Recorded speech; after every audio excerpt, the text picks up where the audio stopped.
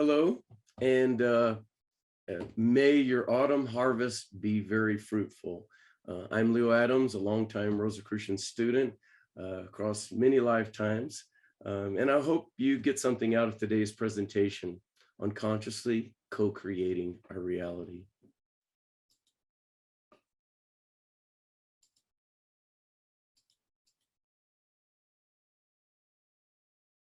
Consciously co-creating our reality, being the mystic and the Magus. Today I will share some esoteric and practical elements of how we can co-create with the divine at all levels, every day, every moment. And I will also share some of these processes for co-creating from a Rosicrucian and Kabbalistic perspective. The mystic focuses on oneness with the divine.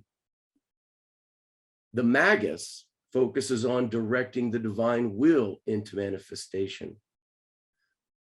And I suggested to you today in this message to be both the mystic and the Magus as a co-creator for our shared reality.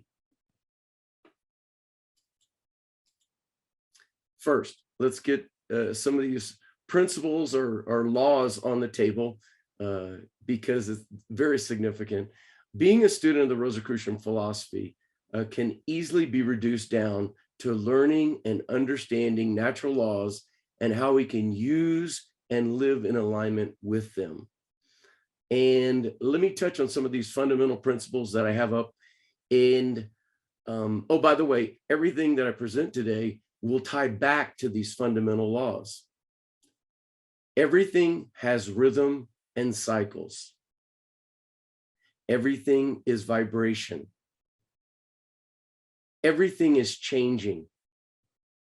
And everything is connected.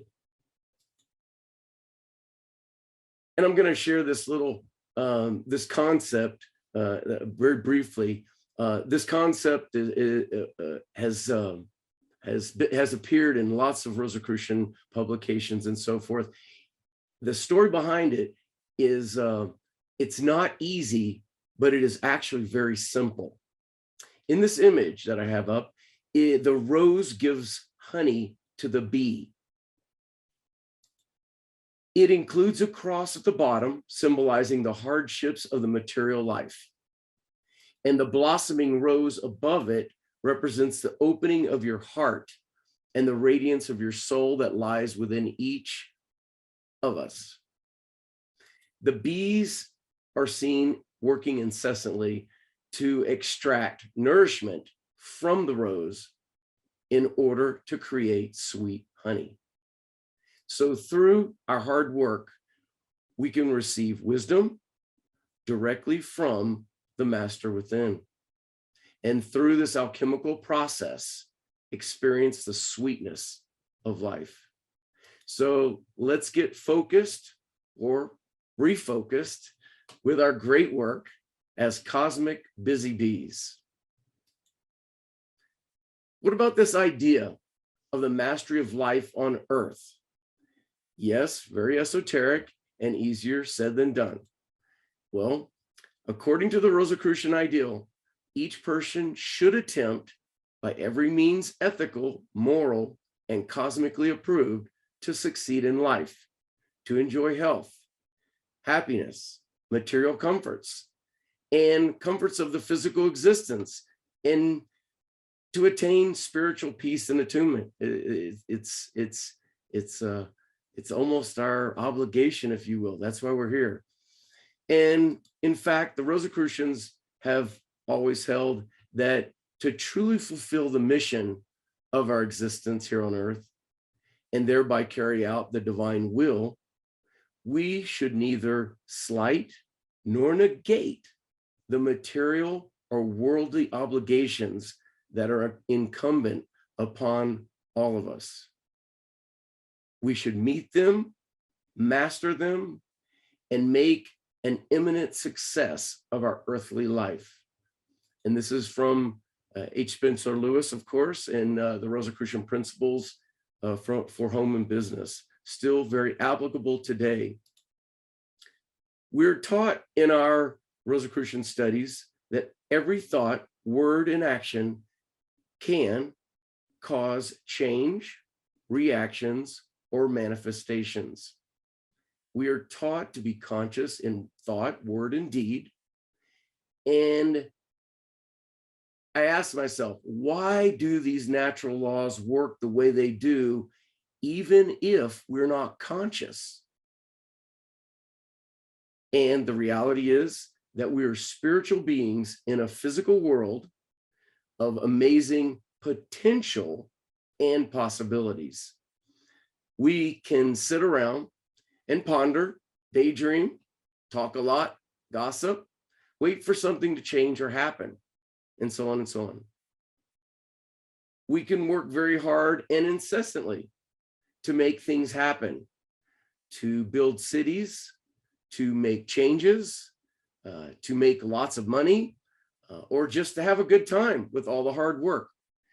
But imagine a world where we used everything we know esoterically about our oneness, all is mind, everything is connected, to create our shared reality, consciously and constructively. And this world that I speak of here and now, I will ask you to look beyond what you can see with your eyes right now and know that a majority of the all, or the cosmic, whatever words you want to use, is much, much more than we see in the resulting physical world. I have to touch on this thing I and many people have called our great work. It's pretty significant, and it can this all that I speak of, it can be seen through your heart and through your mind's eye, and it can be felt and known to various degrees. But we are taught as Rosicrucian students that it's much easier to know thyself than to try and know the entire cosmic. And to quote many people from before and within the Rosicrucian order, know thyself and thou shalt know the universe and the gods. And while we explore thyself and become one with the master within, we will come to know the cosmic, the all, God, like I said, whatever word you want to use, as we know ourselves and be as gods. This quest towards understanding and union is the great work of the mystic. And with this understanding and oneness, it is the great work of the Magus to consciously co-create here and now on earth as it is in heaven. This can only be done through mastery of self and a cosmic alchemical marriage of oneness within and out. I suggest to you today, be the mystic and the Magus. Ascend your consciousness in reunion while manifesting in your daily life. Now I share this well-known axiom, I'm sure you've seen, as above, so below. And I'll share a couple other lesser known axioms from the Hermetic Kabbalion, all is one and all is mind. If everything is happening on all levels, above and below, if you will, and if we truly understand and communicate within and with our higher self or consciousness, and everything is connected as one, then we should be able to create anything on any level, the cosmic, the divine, the mind, the astral, and most importantly, the physical. As most of you know, this is easier said than done. But why? Well, all things in the physical world must follow not only these natural laws that I've referenced and shared, but also physical and metaphysical laws of our objective reality. There are many things in our physical world that are possible, but some are more probable. And you say, well, how can I move mountains, or even easier, create health, wealth, harmony, or anything else in my life in this amazing world of possibility? Well, listen carefully to these words. If you start by creating in the highest levels of the cosmic, and after the energy or idea flows downwardly through the mind and astral, most of the important work is already done. By the time it manifests into the physical universe on Earth, it's done. It's already in motion. Waiting until it gets into the physical, you will basically get what shows up. And that's the difference between conscious co-creation and just doing stuff. You must be active, receptive, and perceptive all at once, all the time, everywhere, on all levels. So, Alice, here we go down the rabbit hole of consciously co-creating on all levels with the divine cosmic as one. The path of the mystic is to return to a state of perfection and reunion through mastery of self. All Rosicrucian students know this path and activity works towards a reunion of oneness with the cosmic and one's higher self, or we say the master within. Through personal exploration, meditation, inner awareness, transformation, and enlightenment. You will not find the answers in books or presentations, but only by practice and looking within. This process of reunion, or from a perspective of the Kabbalah, ascending the tree of life, is the path of the mystic. From a Kabbalistic interpretation of the Genesis story of the Bible, the journey back to the source is protected by an angel with a sword swinging to and fro, back and forth, to keep the unworthy out of the Garden of Eden, or oneness, perfection. It means the journey to the source will not be easy, and maybe not for everyone in this incarnation. This process involves knowing thyself and attuning within the master within, knowing that you are truly one with the all. Sometimes your doubt, fear, and ego will give the illusion of separation from the all, but understand and be one with the cosmic as the mystic. The regular practice of meditation, devotion, and service will assist in this process of reunion and lead to the understanding and wisdom and knowledge. It's one of our great purposes of the great work. And this really is the basis of your great work as the mystic.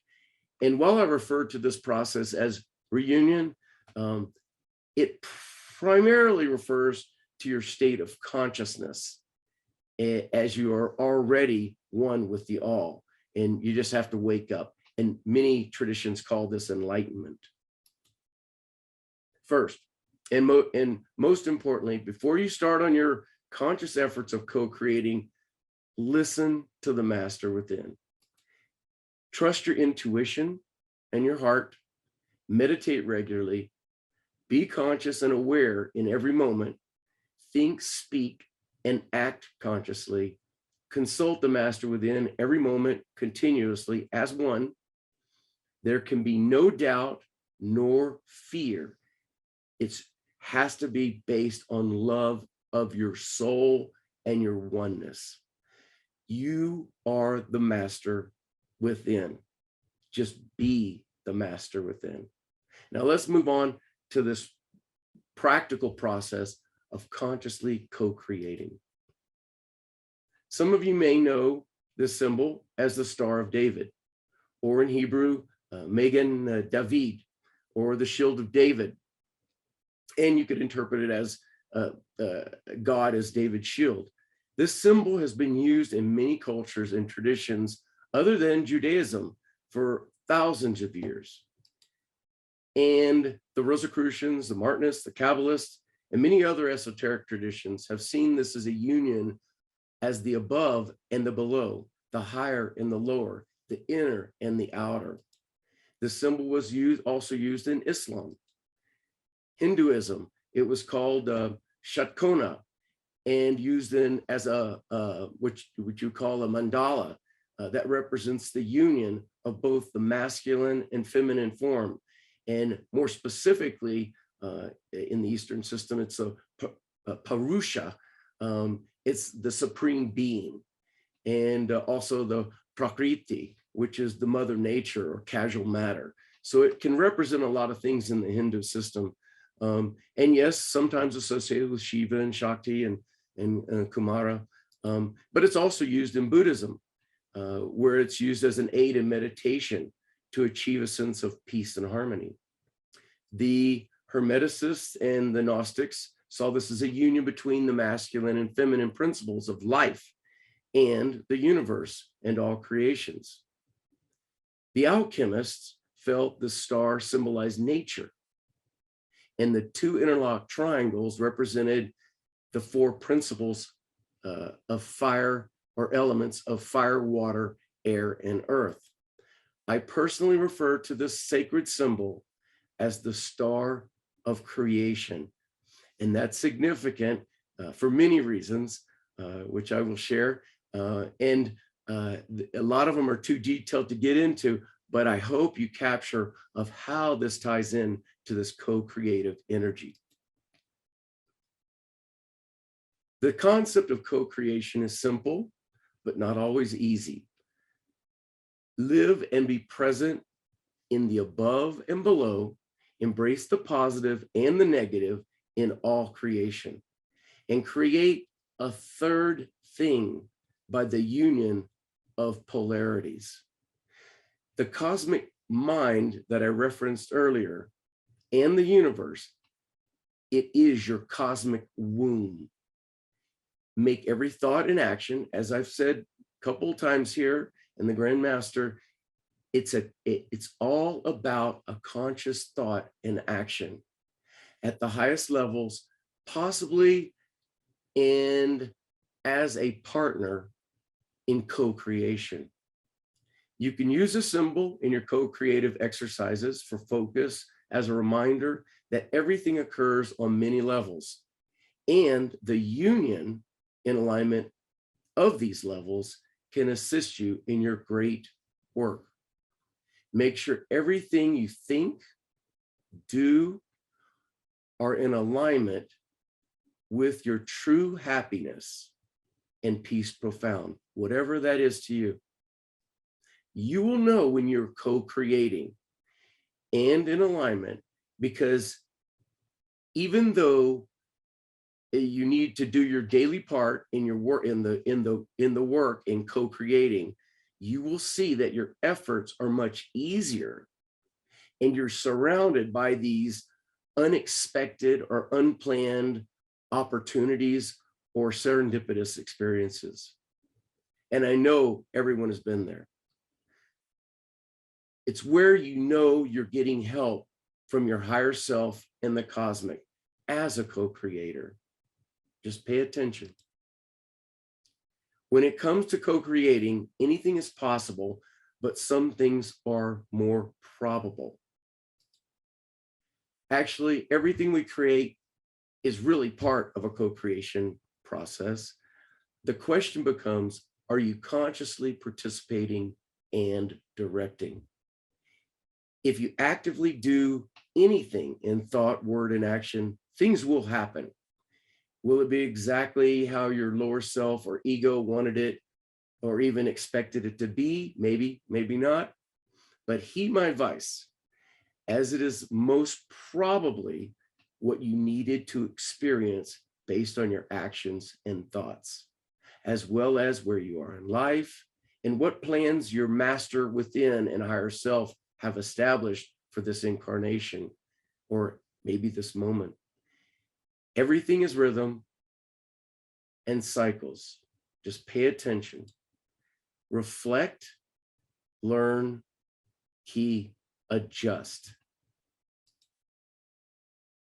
Everything is cause and effect. Everything is changing.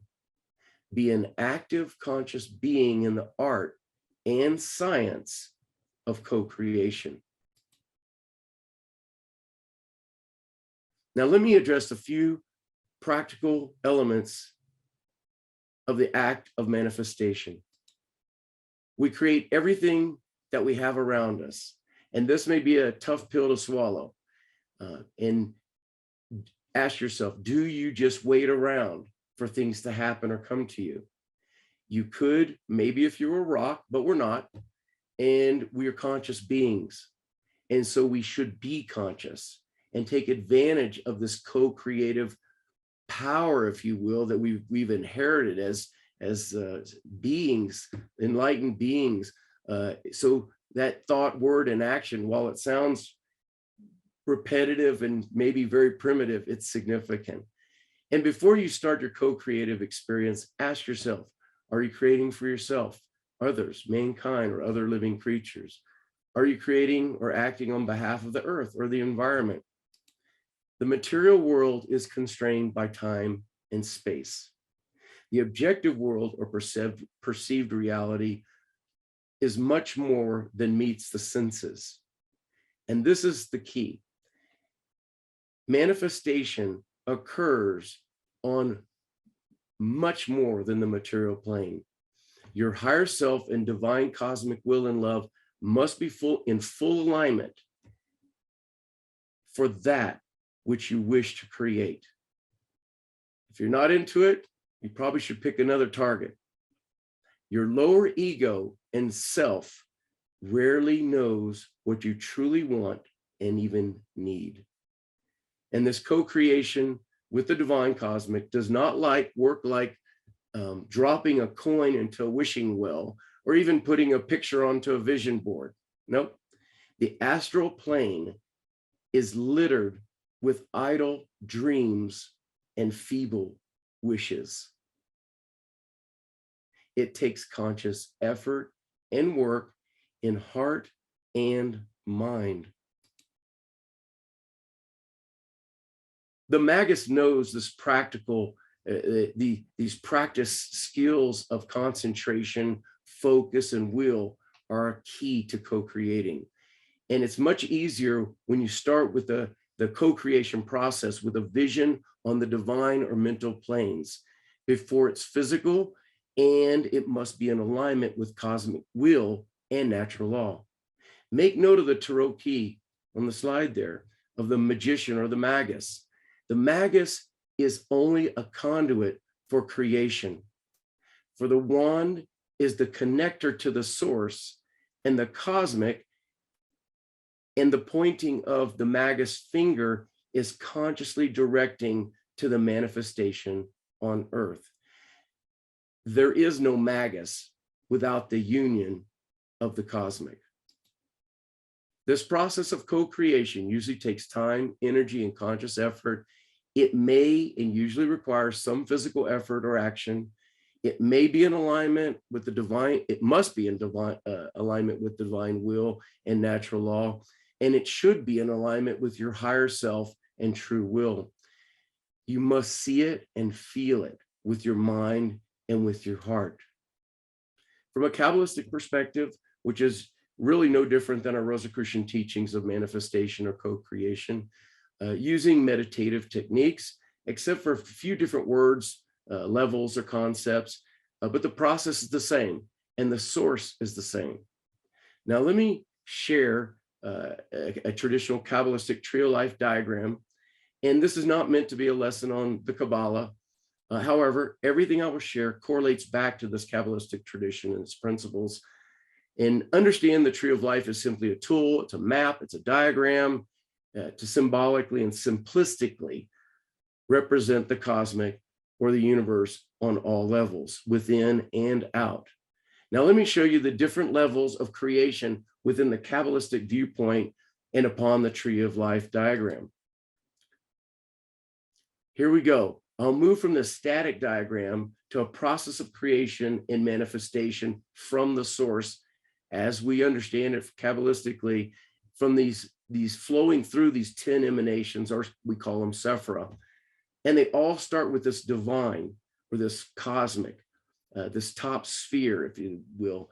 And they flow downward from right to left, back and forth, all the way to the manifest physical. The path of the flaming sword is depicted in red. But let me show you the flow of all creation from a Kabbalistic viewpoint. And this is why and how everything we do affects everything on all levels. Everything flows from the one source, Kether. Then through Chokmah, the supernal father, the first idea, thought, or thing from the cosmic, and through Bina, the supernal mother, and flowing downward across this abyss from the cosmic into the universal mind, the manifest world of Hesed, love, then on to Geburah and to strength and the active principle towards the manifest. At this point, most of the things are already in motion. So if you don't get started at the highest levels, it could be too late. So you have to start with that highest idea or vision. And then moving down to Teferet, where the beauty and light come visible to those who have entered the door of enlightenment and Christ consciousness, if you will, to use that term. And we do the final assessment within our heart of worthiness.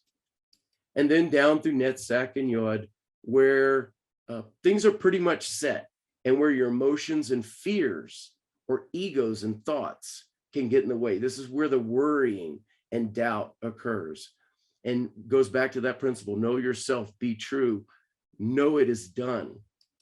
And then the last stop before the physical is Yesod, where your spiritual essence could be challenged, and or your vision has become real on all levels.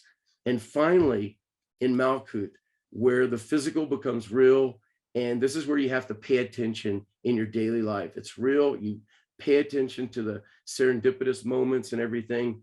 And these Kabbalistic worlds that I'm speaking of, they have some Hebrew names, which I'm not going to share today or throw that into the mix. But I do want to show you that these separations are really just notations, and they're really one unified world. And we only separate it Kabbalistically for communications, but going back to the Rosicrucian principles, they're just different frequencies of harmonization. And this top world that I mentioned is called the world of emanation, or the cosmic divine, mental, you could call it a lot of different words. It's where ideas are transformed into concepts. And the third level, where it's the world of formation, or the astral, is where things move from ideas and concepts into design or elements that can be become manifest. And then finally, the lower realm of action on the physical, where situations or things become part of our objective reality on earth, where we actually make things happen in the physical realm.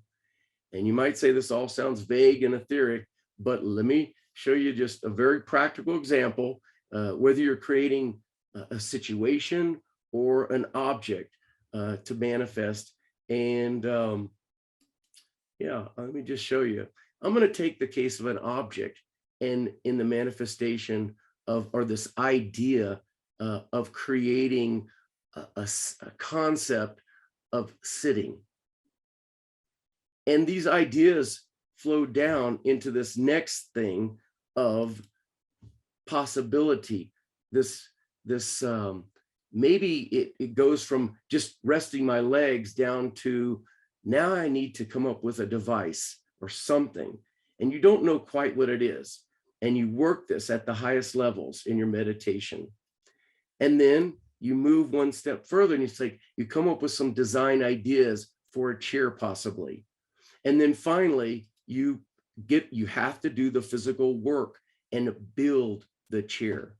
So it doesn't just happen automatically. You have to be an active co-creator. In closing, let me review or summarize this process in principles. Start with, why are you doing this? And are you sure? Have you consulted the higher self within, in consciousness, mind, and heart? Be clear and know it is done. Know it with the imagination and vision and heart of a child. Know it with a passion and clarity.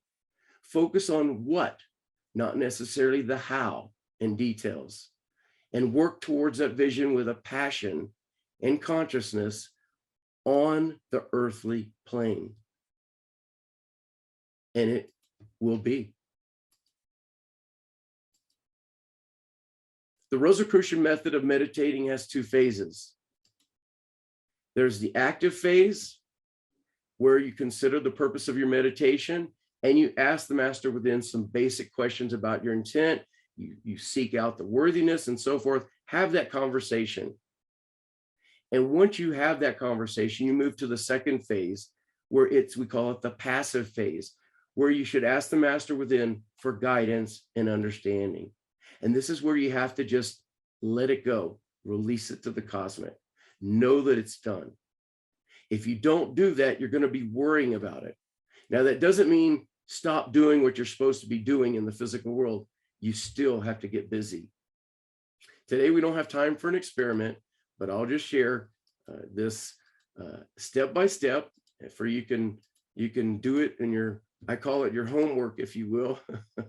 The steps that I've just covered very quickly, these steps, if you do this is a very well-known Rosicrucian practice, and it works. You don't have to remember anything I said today. This process is proven.